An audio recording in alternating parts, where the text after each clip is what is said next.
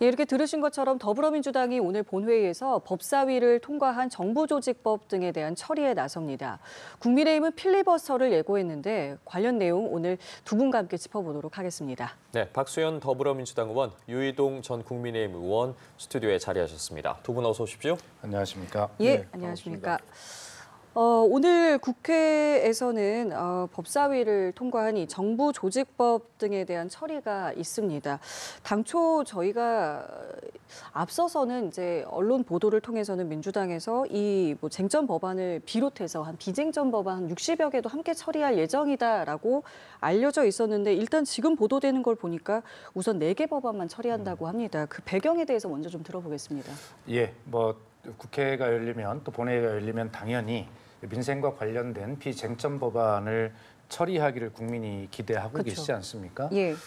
그래서 이번에도 당연히 69개 정도의 비쟁점 법안을 처리할 예정이었는데 이제 국민의힘이 이제 민주당이 처리하고자 하는 이 쟁점 법안들에 대해서 이제 필리버스터를 이제 예고하고 또 당연히 국민의힘은 그런 수단을 동원할 수밖에 없는 상황이 되었는데 아직 결정은 안 된 것 같은데 현재까지는 69개 비쟁점 법안에 대해서 필리버스터를 하겠다는 원칙을 일단 정해놓고 송원석 원내대표에게 그 최종 결정권을 넘긴 것 같아요. 예.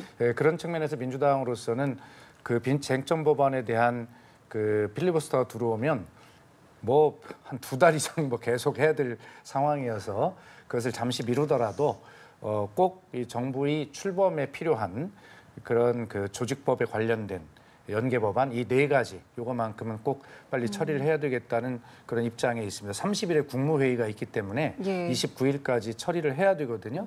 그래서 국민의힘의 필리버스터와 요 처리 일정을 합하면 4가지 필수 정부 조직법과 관련된 그 법안만 처리하기로 그렇게 현재 상황이 그렇습니다. 예. 그래서 일단은 이 4개 법안만 처리를 하겠다는 것인데 말씀하신 그 필리버스터 말이에요. 만약에 69개가 나오면 69일을 해야 되는 거란 말이죠. 딱 네. 그렇기 때문에 지금 송원석 원내대표가 결정을 내려야 하는데 어떻게 결정을 좀 내려야 한다고 보시는지 듣겠습니다.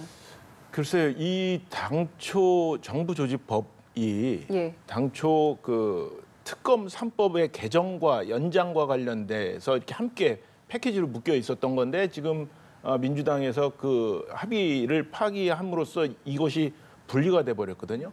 그래서 정부조직법과 관련돼서 그 주호영 부의장이 상임위에서 윤호중 행안장관하고 직접 질답한 내용이 있는데 그게 좀 인상적이었어요. 그때 주호영 부의장이 뭐라고 그랬냐면 아무리 힘약한 어린이라도 눈을 찌를 수 있는 작대기는 갖고 있다 이런 표현을 썼거든요. 그래서 앞으로 필리버스터를 예고하는 듯한 발언이었죠.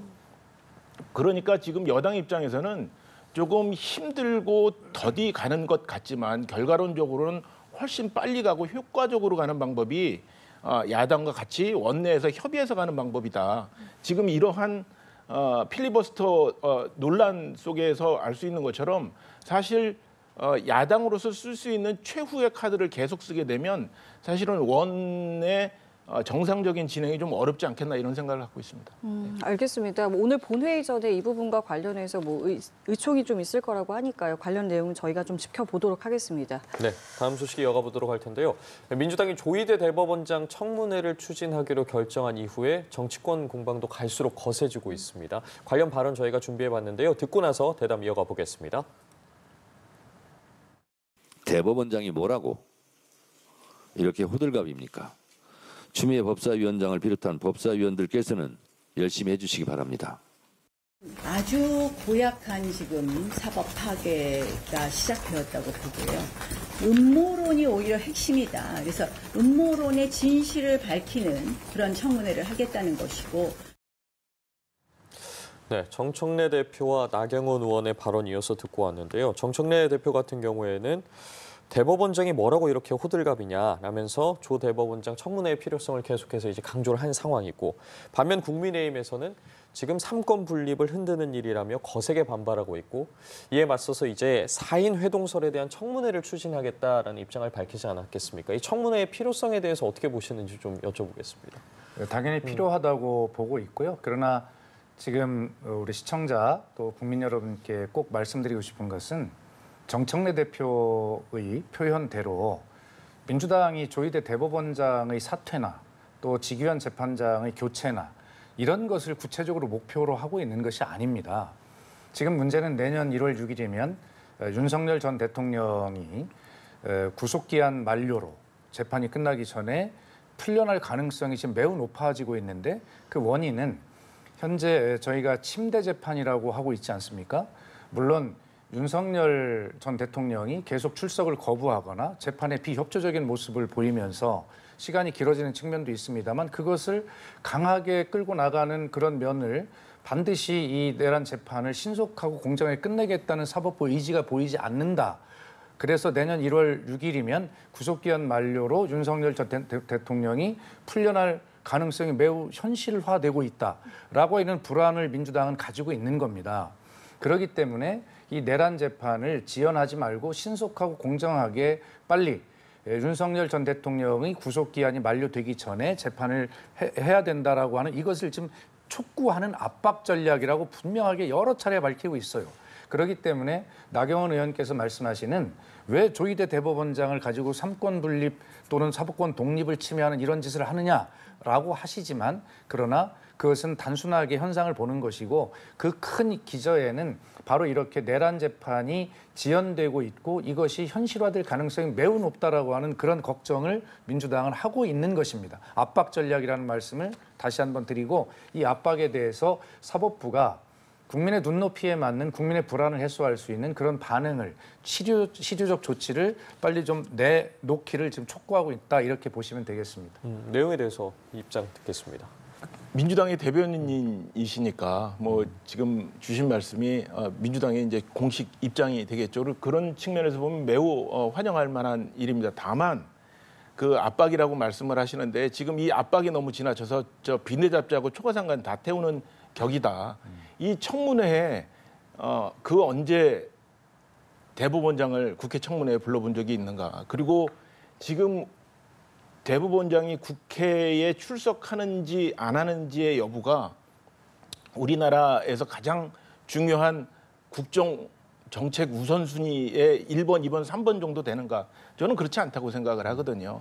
지금 특히 대통령께서는 뭐 국제 외교를 하시겠다고 유엔에 가서 유엔 청회에도 참여하시고 거기에서 AI도 말씀을 하시고 대북 이니셔티브에 관련된 여러 가지 의견을 내셨는데 그것을 집권 여당이 전혀 뒷받침하지 않은 상태에서 이 압박용으로 연일 대법원장의 거취 문제에 대한 이런 험한 말들이 오고 가는 게 저는 집권 여당으로서 그게 좋은가라는 생각을 하고 있습니다.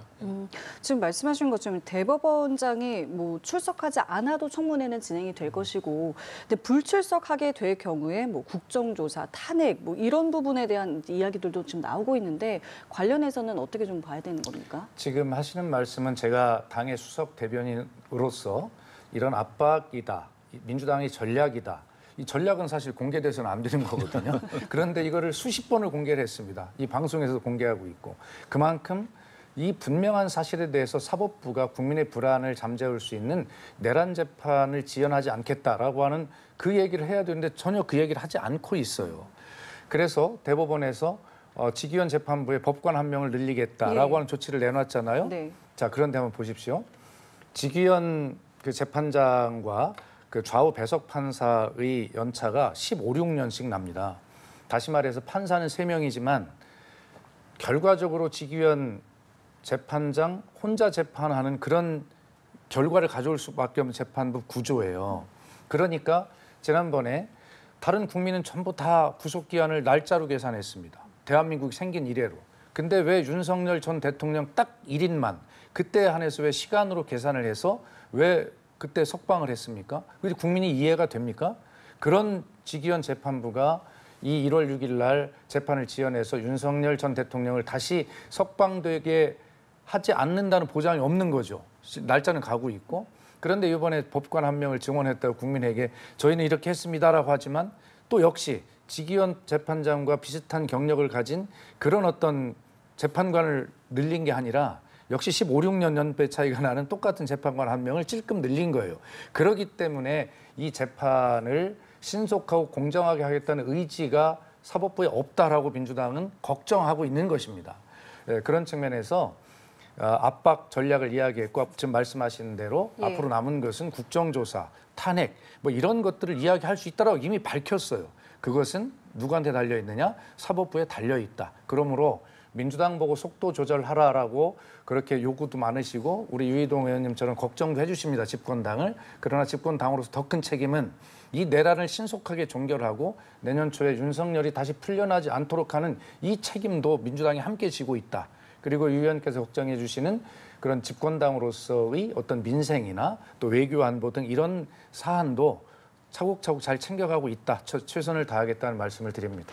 그래서 지금 민주당에서는 그러니까 일단 나와서 얘기를 좀 해보자라는 것인데 왜냐하면 불출석하면 이제 지금 말씀하신 것처럼 뭐 국정조사라든가 뭐 탄핵이라든가 이런 카드를 또 꺼낼 수가 있는 상황이거든요. 나와야 한다고 보십니까? 저는 그 대법원장이 국회 청문회에 나와서 국회의원들의 질의응답을 하는 그 자체가 일반 판사들에게는 꽤 큰 압박으로 느껴질 거라고 생각합니다. 그게 사법부의 독립을 근본적으로 훼손시키는 일이라고 생각을 하죠. 방금 말씀을 주셨던 것처럼 직위원 판사가 윤석열 대통령 석방과 관련돼서 구속과 관련된 그 판결을 내리는 과정 속에서 민주당의 입장에 민주당이 동의하기 어려운 판결을 내렸다. 그런데 그 직위원 판사가 이번에도 똑같은 역할을 맡고 있기 때문에 그것을 압박하기 위해서 조희대 대법원장을 청문회에 부른다. 이런 논리로 저희는 읽혀지거든요. 그러면 그것이 그 예전에 문제가 됐었던 대법원장이 일반 재판부에 영향을 주는 사법농단의 그 우를 또 범하게 되는 겁니다. 그래서 현실적으로 나와서도 안 되고 나올 필요도 없고 저는 왜 지금 이 청문회가 문제가 되는지 왜 조희대 청문회를 지금 이 시점에서 열어야 되는지 그 이유를 납득하기가 어렵습니다. 그러니까 제가 다시 설명을 드리면 그런 일이 일어나지 않도록 사법부가 실질적인 실효적 조치를 빨리 해야 된다라고 하는 것이 민주당과 국민의 요구다라고 저희는 그렇게 주장을 하고 있는 것이고요. 그래서 자꾸 이 논점이 청문회가 열리냐 안 열리냐, 나와야 되냐 안 나와야 되냐 이런 논란을 민주당도 바라지 않아요. 압박하더라고 이야기했어요. 왜 무엇을 압박합니까? 국민께서 불안하시지 않도록 이 직위원 재판부가 말만 12월까지 이 재판을 하겠다라고 말만 하지 말고 그것을 담보할 수 있는 실효적 조치를 내놔야 되는데 아까 말씀드린 대로 아무 영향력이 없어 보이는 재판관 한 명 찔끔 해놓고 국민 여러분 믿어주십시오 하면 누가 믿겠습니까? 또 그런 사법부의 독립을 지금 이야기하지만 사법부가 지금 독립을 이야기할 만큼 그렇게 본인들의 과거는 돌아보면 그런 자격이 있는가요? 서부지법 폭동 때 이 사법부의 수장으로서 왜 거기에 대해서 한 말씀도 하지 않습니까? 이런 문제들에 대해서 전체적으로 사법 개혁이라고 하는 것들이 지금 진행이 되고 있는 중에 결과적으로 이건 단순합니다. 이 내란 재판이 지연되냐 안 되냐 이 문제에 대한 실효적 어떤 조치를 내놓으면 청문회를 할 이유가 뭐가 있습니까? 저희도 청문회 이런 거 하는 거 원하지 않습니다. 이 부분에 대해서 어떻게 좀 보세요? 그러니까 사법부에서 자체적으로 뭔가 좀 개혁안을 좀 내놓으면 되지 않겠느냐는 말씀이신데. 너무 좋은 얘기죠. 그런데 그러니까 그 말이 설득력을 가지려면 민주당의 태도는 늘 한결같았어야 되는 거죠. 예를 들자면 이재명 대통령께서 선거법 위반으로 재판을 받고 있을 때 그게 2년 6개월 정도 지연됐었는데 그때는 민주당의 입장은 전혀 없었었거든요. 왜 이 사건에만 그 지금 민주당의 논리를 갖다 대느냐.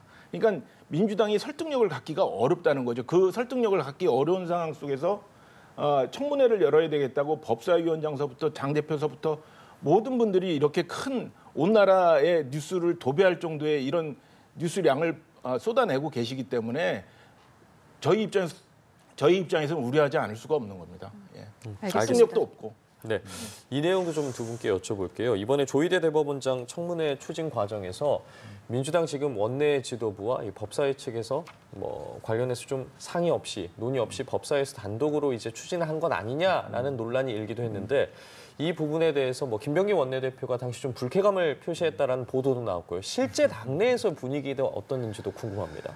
그러니까 계속 제가 언론에 설명을 드리는 게 왜 이게 당 지도부나 원내 지도부와 조율 없이 진행이 된 거냐 아닌 거냐. 예. 왜 언론의 초점이 거기에만 있습니까라고 계속 제 입장에서는 대변인이니까 언론의 초점을 전환시켜야 되느라고 제가 애를 많이 썼죠. 오히려요. 예. 그런데 이런 겁니다. 압박이라고 분명히 얘기했죠. 압박 전략이라고. 그럼 압박을 하는데 조율해서 압박하고 수위를 낮춰서 속도 조절을 해서 압박하고 그러지 않죠. 압박은 가장 세게 하는 겁니다. 돌아보면 자 압박의 수단으로 지금까지 나왔던 게 내란 특별 재판부의 설치라고 하는 것이 처음에 나왔어요.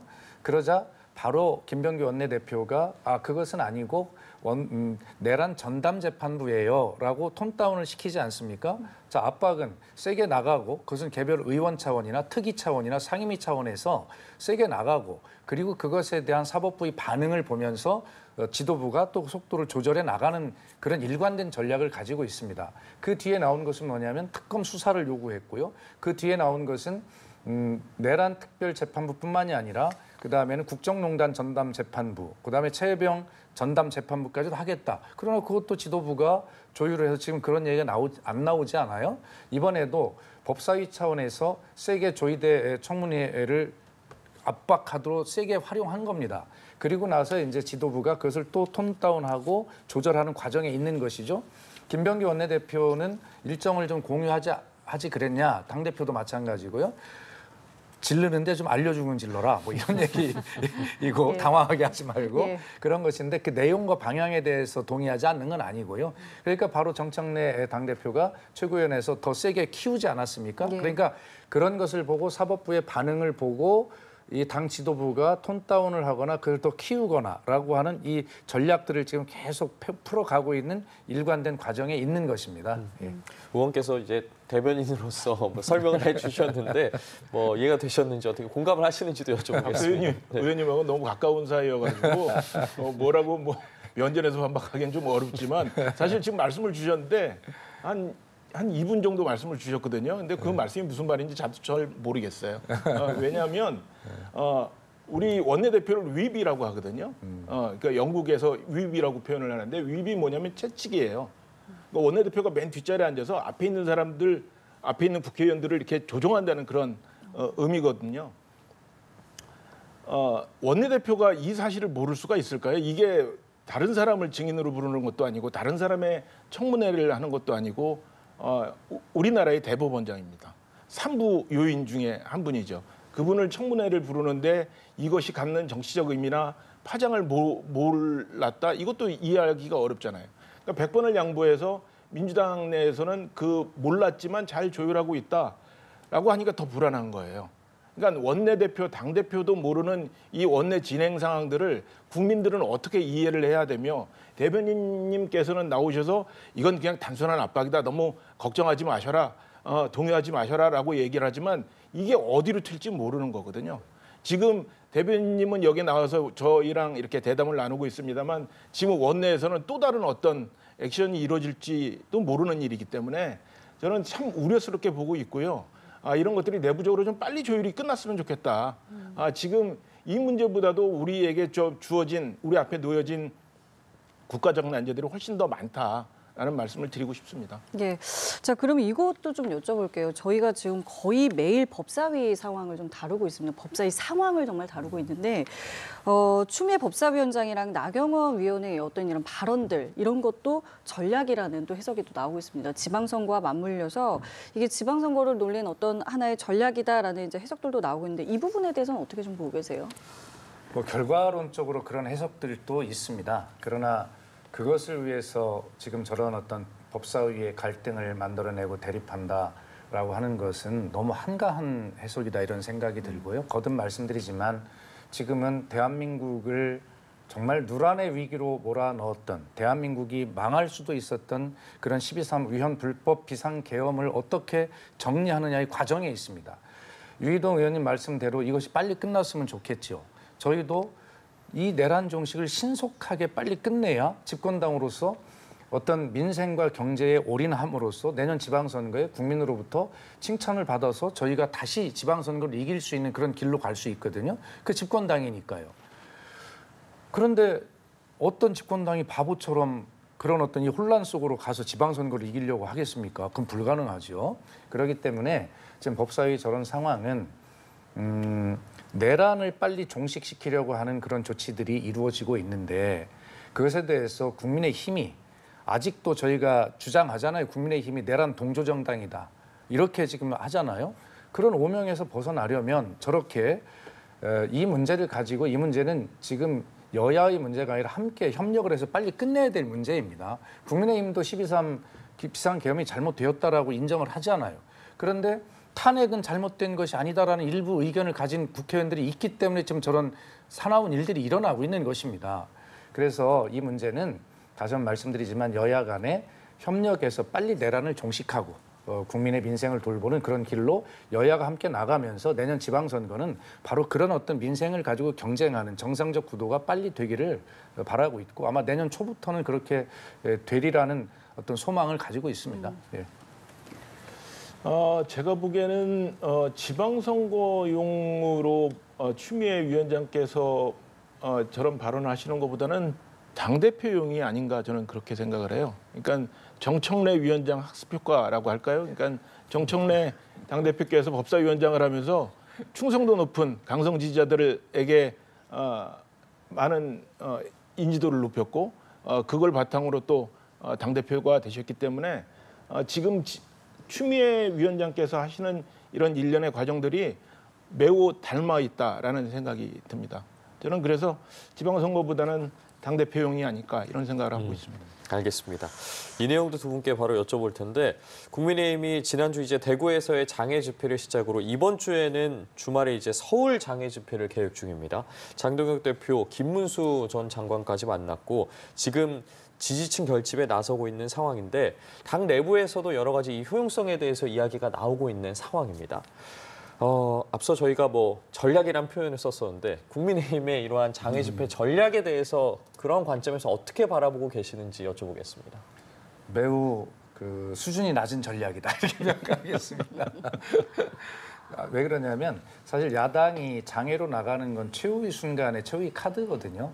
지금 저런 장애 집회의 카드를 꺼낼 때인가라고 하는 것에 대해서 저희들도 오래 야당을 해봤기 때문에 또 장애 집회 해봤기 때문에 지금 아마 시기와 그런 효과에 대해서는 그렇게 크게 호응을 얻지 못할 거고 저 장애 집회를 이어갈 동력도 아직 당 내부가 정비되지 않은 상황이기 때문에요. 어려울 것이다 이렇게 보고 아마 장동혁 대표는 사분 오열된 당 내부를 정리하기 위해서 그런 용으로 지금 장애 집회 카드를 끌고 결집을 시키는 과정에 있다고도 보여지는데 그만큼 절박하겠죠. 당 내부 정리가.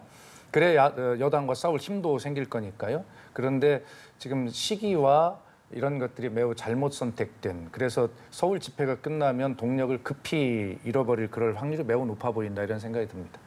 두 가지 정도 여쭤볼게요. 어쨌든 지금 수도권 의원 중심으로 이번에 장애 집회에 대해서 뭐 우려를 표하는 경우도 있었고 실제로 지금 영남권 의원들도 이와 관련해서 좀 걱정의 목소리가 나온다라는 소식도 들어오고 있는데 이 부분에 대한 부분과 이러한 장애 집회가 결국에는 중도 소구력이 있는지에 대한 일각에서의 의문도 제기되고 있거든요. 어떻게 보고 계십니까? 당 내부에서 비판적 목소리가 있다라는 기사들을 전 이제 봤는데요. 충분히 그런 의견을 제기할 수 있을 것 같아요. 그런데 방금 박수현 의원님께서도 말씀을 주셨던 것처럼 당 지도부 입장에서는 당 전당대회 이후에 당내 이런 다양한 분열상이라든지 각기 다른 목소리들을 하나로 결집하기 위해서 내부적으로 그 시선을 외부로 돌리는 이런 전략일 수도 있겠다라는 생각이 들고요. 효과 면에 있어서는 뭐 그렇게 연비가 좋은 전략이라고 생각하지는 않습니다. 다만 그럼에도 불구하고 이런 선택을 할 수밖에 없다라는 것 그런 게 좀 저희 당으로서는 좀 안타까운 상황이고요. 야당이 장 외로 나가는 경우에는 대부분 야당 내의 문제도 있지만 여당이 그만큼 공간을 안에서 열어주지 않는 경우도 있거든요. 그래서 이 자리를 빌어서 저 대변인께 부탁을 드립니다. 우리 야당을 위해서 좀 공간을 좀 많이 만들어 주십시오. 그렇게 해야죠. 지난번에 여야 대표와 대통령의 그 오찬 회동 때 공개된 발언에서는 사실 이 내란 문제를 가지고 각 양 대표님이 아주 날선 발언을 했습니다. 그런데 비공개 부분에서 너무너무 화기애애하게 이 민생에 대한 토론이나 이런 것들이 잘 됐고 그래서 여야 민생 경제 협의체를 만들자라는 결과를 내지 않았어요. 그리고 또 여야 수석 대변인이 함께 또 브리핑도 했고요. 충분하게 이 내란 문제는 내란 문제대로 국민의힘도 빨리 정리를 하는 게 좋아요. 그래서 여기에 자꾸 말려들지 말고 협력을 해서 이건 처리하고 그다음에 국민을 위한 문제를 가지고 함께 경쟁하는 그러한 구도로 나가야 국민의힘도 살 길이 생기고 협력이 생기는 거죠. 아마 그렇게 되기를 바라고 유희동 의원님 말씀대로 저도 그렇게 동의하고 그렇게 노력하겠습니다. 김건희 씨 얘기도 좀 해볼게요. 어제 첫 재판이 있었고요. 그 모습이 언론에 공개됐습니다. 일단은 특검이 주장한 어떤 공소 사실에 대해서는 모두 거부하는, 부인하는 모습을 보였는데요. 어제 재판 상황에 대해서는 좀 어떻게 보셨습니까? 참담한 마음으로 봤습니다. 그 국가 최고 지도자의 그 부인이 법정에 저렇게 서 있는 모습이 또 화면을 통해서 비춰진 모습이 처음이고 또 저희 당이 배출했던 대통령의 부인이기 때문에 더더욱 그런 마음을 가졌는데요. 이 문제에 대해서도 신속하게 그 재판이 네. 진행이 돼서 빠른 시일 내에 저런 것들의 시시비비가 좀 가려졌으면 하는 바람입니다. 예. 예, 국가와 국민에 대한 책임이라는 측면에서 보면 윤석열 전 대통령이나 김건희 씨 같은 경우에 우선 그런 어떤 공소 사실에서 제기된 그런 일들을 했다는 것이 굉장히 놀랍고 굉장히 사적 이익을 위한 일들만 한 것 아닙니까? 그다음에 그런 잘못을 저질러서 이런 사단이 생겼으면 더욱더 국민 앞에 잘못했다라는 마음을 가지고 신속하게 이 일이 마무리될 수 있도록 협조하는 것이 그나마 책임지는 자세인데 모든 공소 사실을 부인하고 법정에 나오지 않거나 뭐 이런 모습들을 보이고 있는 것은 국민과 역사 앞에 국가 앞에 두 번 죄를 짓는 길이다 이런 생각을 갖습니다. 알겠습니다. 오늘 두 분 말씀은 여기까지 듣겠습니다. 지금까지 박수현 더불어민주당 의원, 유희동 전 국민의힘 의원과 함께했습니다. 두 분 고맙습니다. 감사합니다. 네.